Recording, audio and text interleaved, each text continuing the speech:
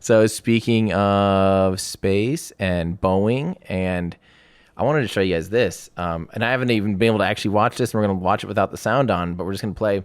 The Artemis program is getting way more serious. Like, it's happening. So to be clear, Artemis, of course, is NASA's plans to get humans back to the moon by 2024, which honestly, at the beginning of this, I'm just laughing, going, guys, not again, like not another. We've always been trying to get back to the moon, but and they moved the deadline up from like, a lot of people were always hearing like 2028, and this was, 3 years ago or something. So to say 2024, when that's coming up on 4 years away, is very ambitious, right? But now we see, we're seeing the spacesuits come out. We're seeing Orion getting ready. We're seeing SLS literally, coming together. They did a big Artemis Day. Apart. And coming apart. We're seeing they had a big old fat Artemis Day where Bridenstine stood up and talked for about 45 minutes kind of about the Artemis program. And one of the big things that he said that kind of helped me realize that, okay, I get it more. I can't find it, but this is what it's like being on Tim's computer. Just endless scrolling of space stuff. Yeah, for real. But basically, okay, so the Artemis Day thing, I don't have a visual for it, but basically, Bridenstine was down in Michoud, which is where they do the final assembly, and the SLS rocket has the 4 RS-25 engines assembled, sitting on the big old tank.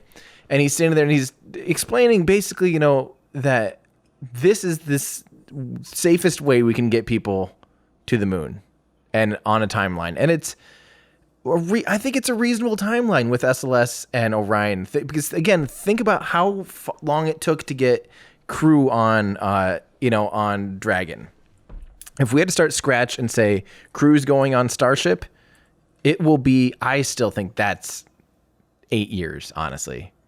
Whoa. Like reality check. Yeah. I think Dear it'd be okay, maybe not 8, but maybe 6 or 7. Like it's a lot further away, I think, than a lot of people think. Yeah. Just It's knowing like me and how self-driving cars. it is, and it's because it's hard. It's not because they're wrong about their timelines and wrong about their ambitions. Their ambitions are dead on. Like that will happen, of course. But there's just things that come up. And Orion's been being developed at its first full, like basically all up test flight. It's already flown like almost halfway to the moon in 2014. Like Orion's ready.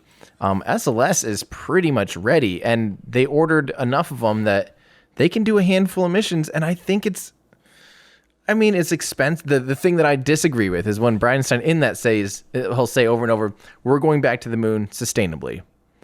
And to me, there's nothing sustainable about a $30 billion project that has gone nowhere that will cost more than $2 billion per flight. What does he mean sustainably?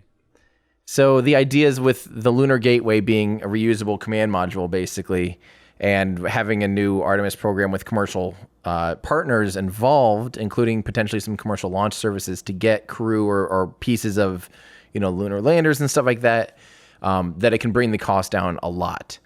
Okay. But sustainably from a financial standpoint. And yeah, just from an architectural standpoint, basically. And he's not, the idea is great, but you're not going to do it sustainably through SLS. Period. But maybe to kickstart it though. And so he kind of almost said it like that. Like he almost hinted at like, listen, this will get us there by 2024.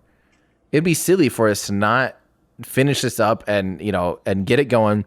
And if other options come up, and he basically hinted that like there's some big players coming in, and that'd be great. That will put even more fire under everyone's butt. That'll put more fire under Boeing's butt to get SLS going. That'll put more fire under SpaceX to get Starship ready, reliable, flying and going so that they can take over those contracts. Like this is a total win-win. This is what we want. And we want, everyone says, why don't we just cancel SLS and put that money somewhere else? Of course, there's some truth to that, of course. But the problem is a lot of that money, if you cancel the program, it just goes bye-bye. It doesn't come back. It doesn't get earmarked for somewhere else. That's just not really how politics and how NASA funding works, Well, I imagine their budgets are like typical budgets in companies where if you don't use it, you lose it. Exactly. Right? Exactly. So if we gave you $300 million and you only spent 80, right. Next year we're only going to give you 80. Yep. Yep.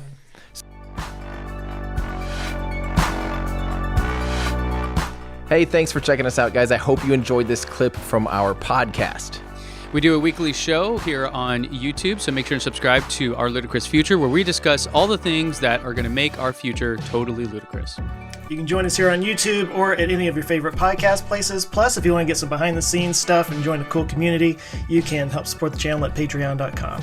Thanks a lot. Thanks, guys.